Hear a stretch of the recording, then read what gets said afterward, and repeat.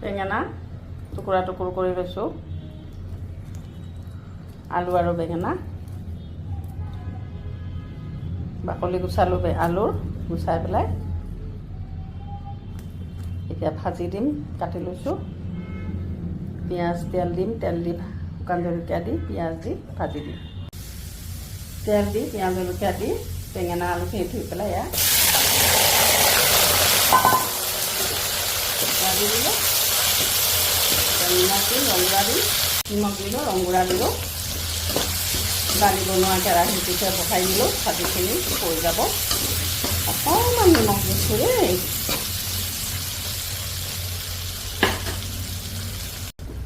ভাজি হৈ গ'ল বেঙেনা